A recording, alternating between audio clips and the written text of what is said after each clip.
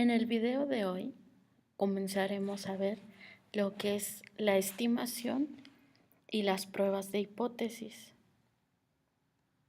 Dentro del curso ya hemos tocado varios puntos de lo que es la estadística. Vimos cómo seleccionar la muestra y algunos tipos de muestreo. También vimos cómo analizar los datos a través de la estadística descriptiva y exploratoria, y hoy veremos cómo generalizar a la población. Esto es lo que conocemos como la inferencia estadística. ¿De qué trata la inferencia estadística? Si nosotros tenemos una población que queremos estudiar, que es lo que llamamos colectivo de interés, la vamos a estudiar a través de sus características. Estas características son llamadas parámetros poblacionales. Este estudio de los parámetros o características de la población lo podemos hacer a través de dos formas. Una es haciendo un censo, que es estudiando el total de la población, pero hacer esto resulta muy costoso. Entonces, lo que tenemos que hacer es tomar solamente una parte de la población y analizarla. Esta parte de población es lo que llamamos muestra, y esto es lo que se conoce como inferencia estadística.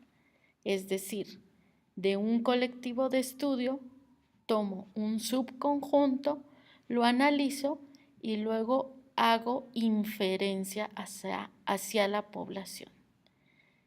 Este tipo de estudios resultan más baratos que los censos.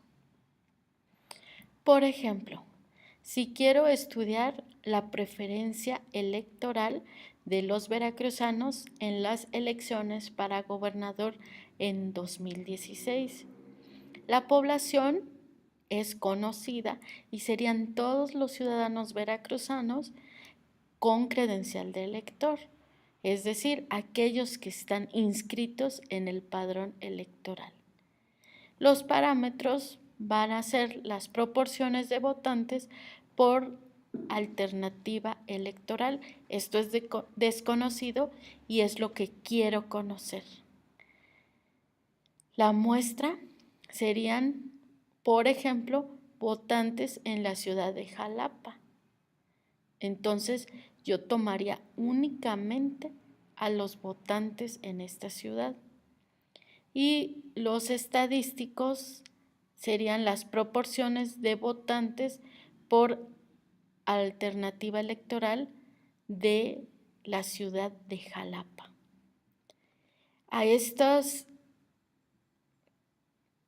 proporción de votantes que yo voy a conocer una vez analizada la muestra es a lo que yo llamo estadísticos, que viene siendo una estimación de los parámetros que desconozco. Hay dos tipos de estimación dentro de la inferencia estadística. Uno es la estimación puntual y por intervalo, y la otra forma de estimar es a través de pruebas de hipótesis. Vamos a ver la estimación puntual. Es cuando se da un valor en base a la muestra para el parámetro de interés. Por ejemplo, si yo quiero estimar la proporción de votantes para un determinado partido político, yo puedo decir que el 60% de votantes votarán por ese partido. Entonces estoy dando una estimación puntual. Y la estimación por intervalo es cuando doy un rango. Por ejemplo, decir que del 40 al 60% de la población en Jalapa votará por cierto partido político. Estos son los dos tipos de estimaciones que puedo dar. Una estimación muy conocida es la que hacemos a la media, que como lo hemos visto anteriormente, es lo que conocemos como el promedio. Esta media es uno de los estimadores más utilizados y que presentan las mejores características de que tienen la varianza más pequeña como un estimador. Por ejemplo, si yo tengo un conjunto de datos y quiero sacar la media, pues lo único que tengo que hacer es sumar los datos y dividirlo entre el número total de datos, que es lo que hacemos cuando calculamos un promedio. Entonces, la media muestral es un estimador puntual de mu. Mu lo representamos con esta letra griega y es el parámetro poblacional del promedio. Y la media muestral la representamos con X barra. Ya lo habíamos visto en algunos videos anteriores. También otro parámetro que estimamos es la proporción. La proporción la vamos a denotar con la letra P y un gorrito arriba. O sea, P gorro es el estimador puntual de una proporción y lo único que vamos a hacer es tomar el número total de éxitos de lo que queremos estimar y lo dividimos entre el número total de veces que hacemos la prueba.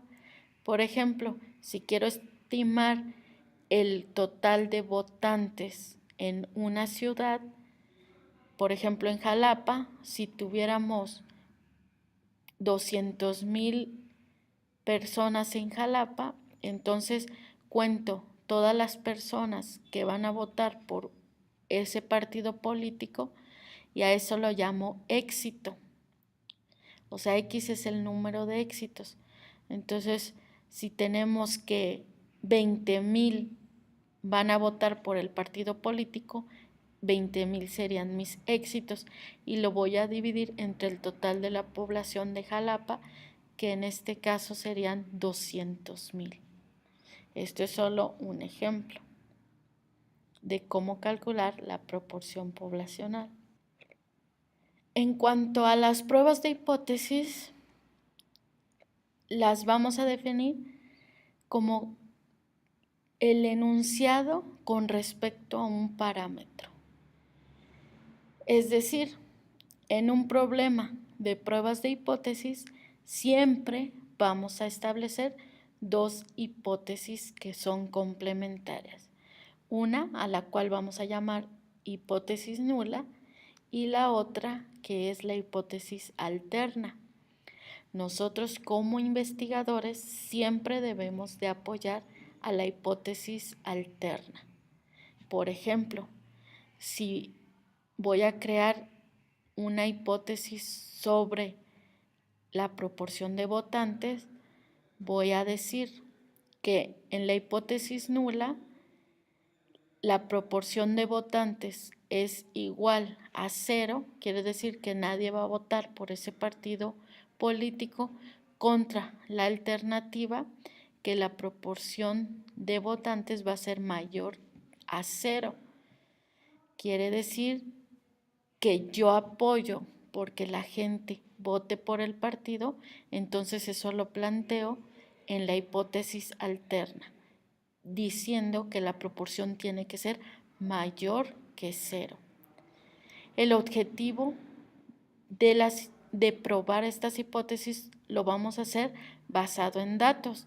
Si yo quiero probar mi hipótesis de que la gente va a votar por ese partido político, tengo que ir a encuestar a la gente, a recopilar datos y entonces a través de estos datos decidir cuál de las dos hipótesis es la verdadera.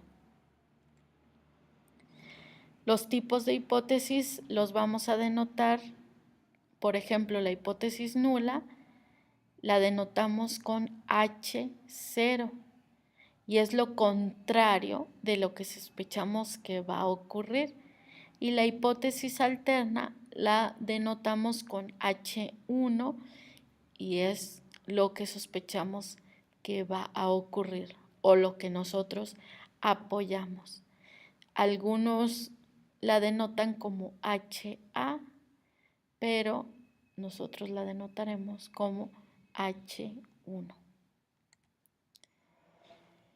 Un procedimiento de prueba de hipótesis no es más que una regla que especifica para qué puntos muestrales vamos a aceptar H0 como verdadera y para qué puntos muestrales se decide rechazar H0 y aceptar H1 como verdadera.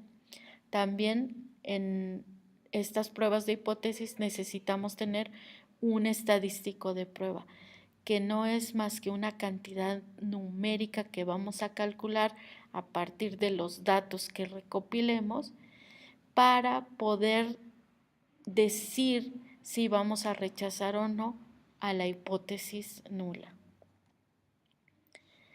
También tenemos que definir una región de rechazo, que es el subconjunto de un espacio muestral para el cual la hipótesis nula se rechaza, y a esta es a lo que vamos a llamar región de rechazo o región crítica.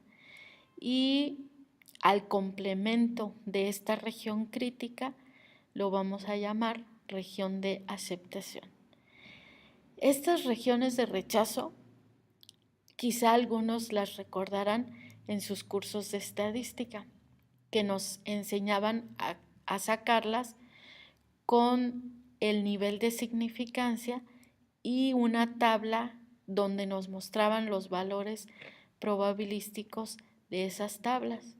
Hoy en día, con el uso de la paquetería, se ha desechado el cálculo de esta región de rechazo y se ha venido a sustituir por un valor P o P-valor que nos da la probabilidad de rechazar H0 o H alterna. Lo veremos más adelante, pero dentro de la teoría de las pruebas de hipótesis se sigue manejando lo que es la región de rechazo y la región de aceptación.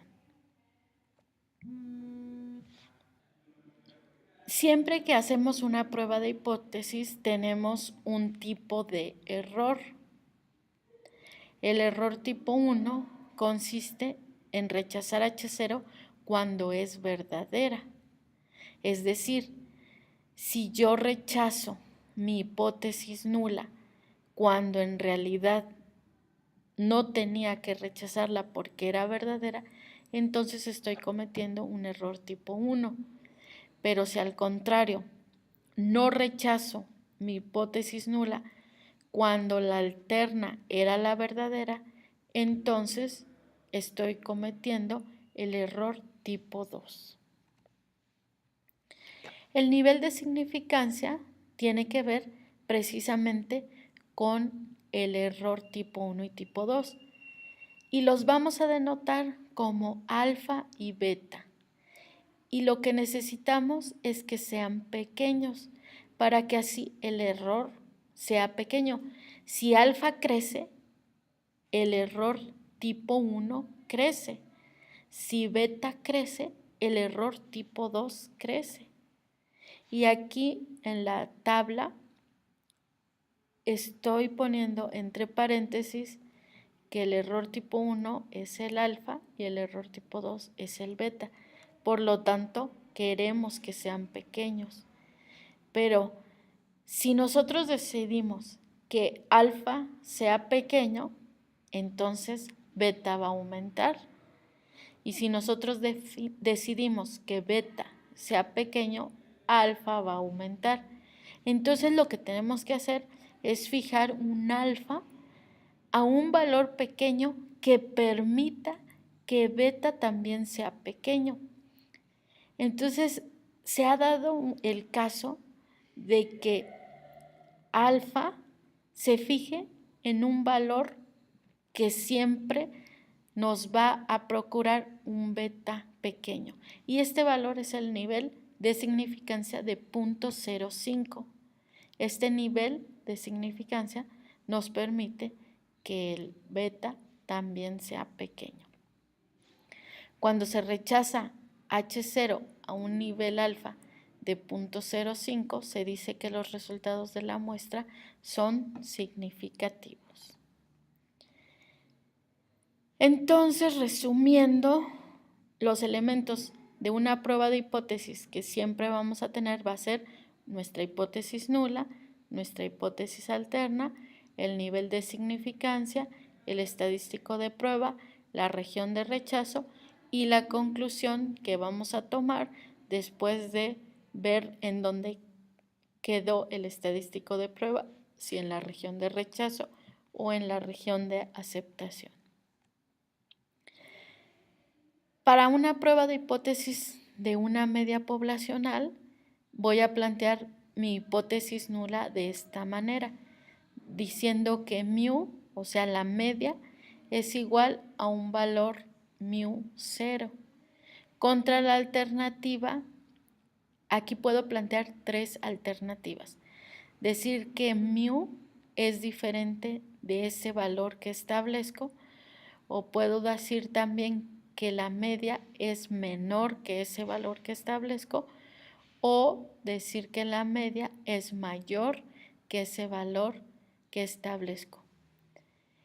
El estadístico de prueba puede ser Z cuando tenemos muestras grandes y una varianza conocida, pero si la muestra es pequeña y no conocemos la varianza, entonces nuestro estadístico de prueba será una T de student, donde n es pequeño y sigma desconocido.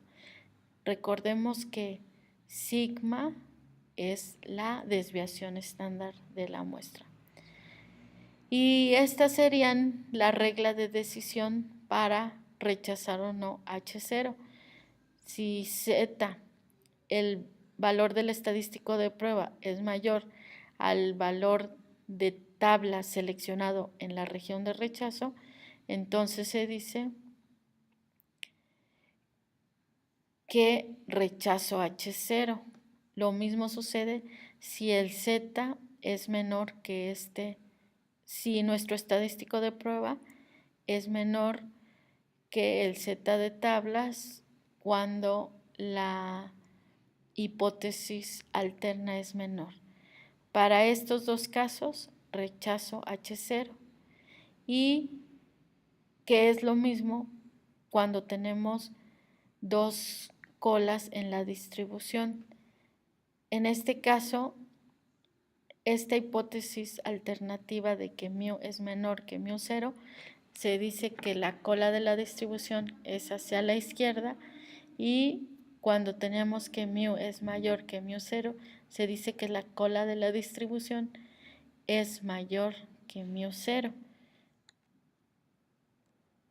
Por ejemplo, consideremos la hipótesis nula de que el índice promedio de profesores que usan metas de aprendizaje en una universidad es de 315 puntos. Este 315 puntos sería ese valor de mu 0 que les mencioné hace rato, que es el que nosotros establecemos, que ese promedio sea igual a ese valor. Entonces, contra la alternativa de que es diferente, y así planteamos matemáticamente esta hipótesis de que el promedio de profesores que usan las metas de aprendizaje en una universidad es igual a 315 puntos contra la alterna de que es diferente.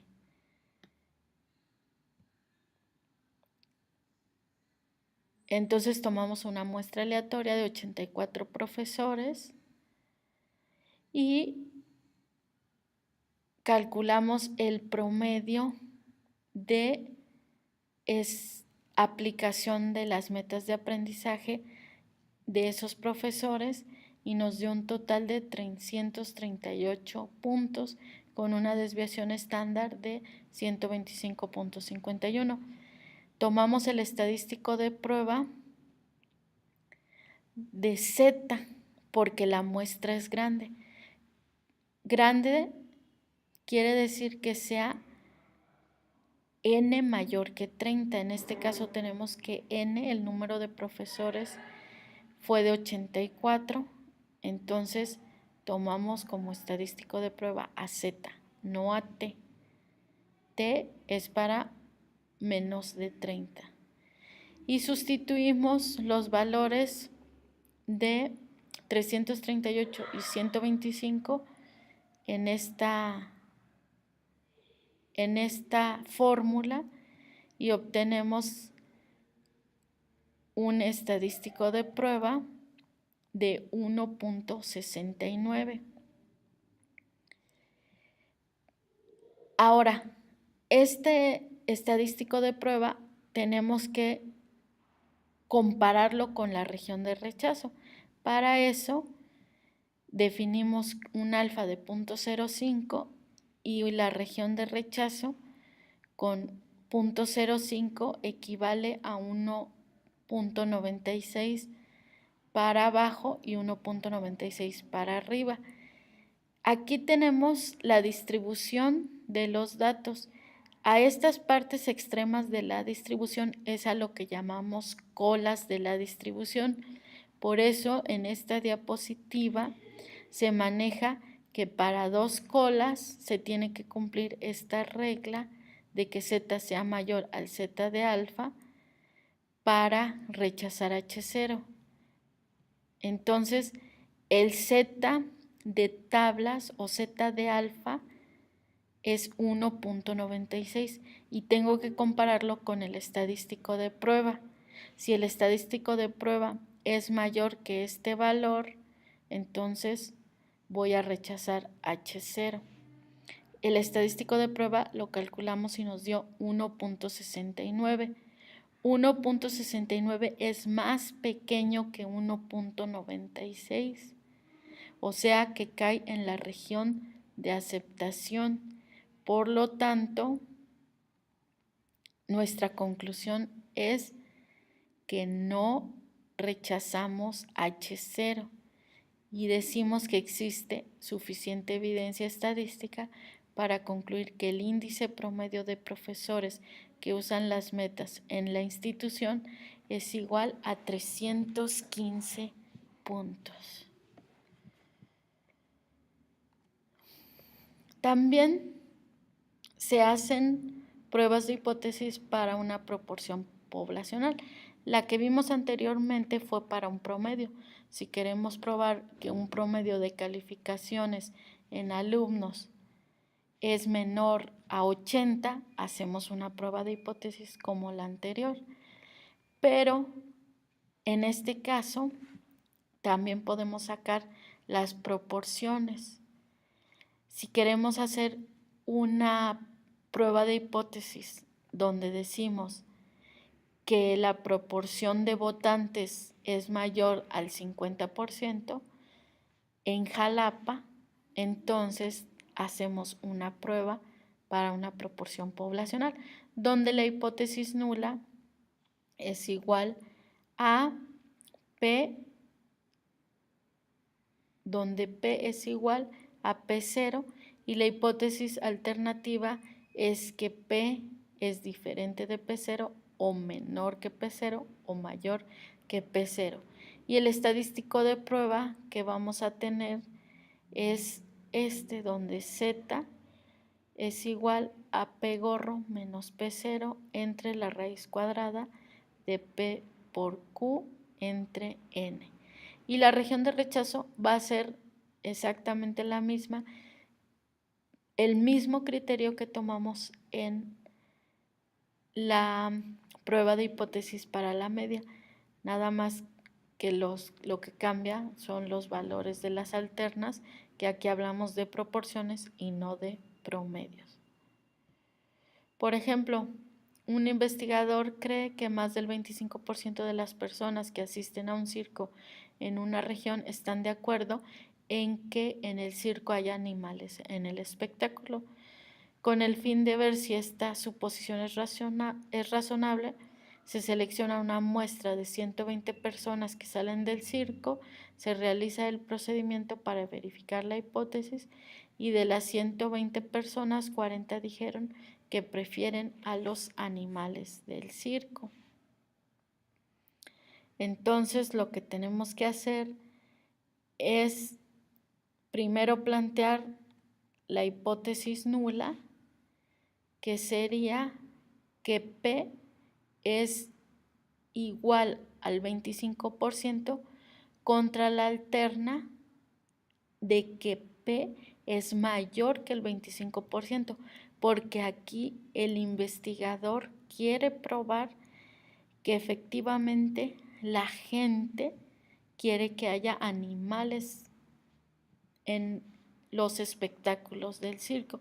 Entonces tenemos que plantear que es más del 25% de personas que piensan que deben de regresar los animales al circo. Y así es como se realizaría esta prueba de hipótesis.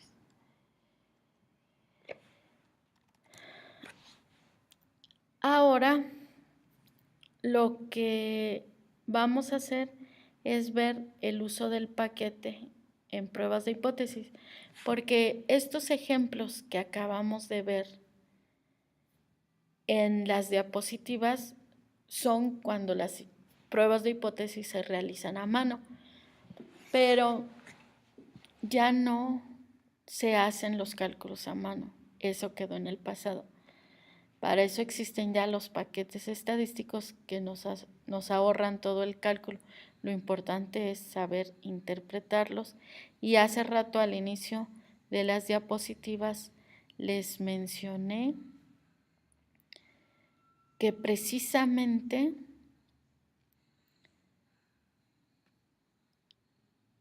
ya en las pruebas de hipótesis obtenemos un valor P, que es con lo que decidimos si rechazamos o no rechazamos la hipótesis nula. Entonces voy a abrir una base de datos para poder aplicar el ejemplo. Esta base de datos la tendrán disponible en la plataforma. Y aquí ya tengo abierta mi base de datos. Este ejercicio se trata de 2 tratamientos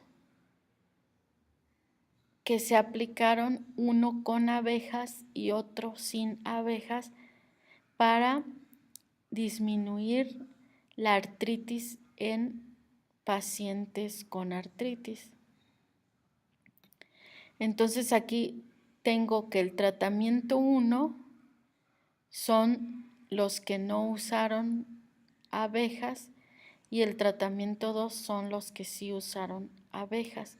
Tenemos la edad, tenemos una variable que se llama var numérica, que es el número de tratamiento, el número de sesiones que han asistido los pacientes a que se les apliquen las abejas, y una variable que se llama var disminución, que es el porcentaje de disminución. Entonces, como voy a hacer una comparación de estas medias, voy a hacer una prueba de hipótesis para diferencia de medias. Lo que hago es irme en analizar, comparar medias y me voy a donde dice prueba T para muestras independientes. Le doy clic ahí y voy a meter el porcentaje de reducción y el tratamiento. Recordemos que el tratamiento 1 es sin abejas, sino que es con medicamentos, y el tratamiento 2 es sin medicamentos, que es con abejas. Aquí me pide los valores específicos para la variable tratamientos. Como solo tengo 2 tratamientos, le doy grupo 1 y grupo 2. Si tuviéramos 3 tratamientos, a la hora de definir los grupos tendría que poner del 1 al 3. Pero en este caso es comparación de 2 poblaciones con diferencia de medias.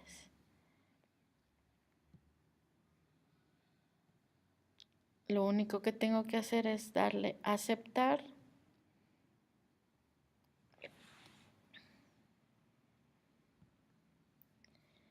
Y aquí tengo ya los resultados.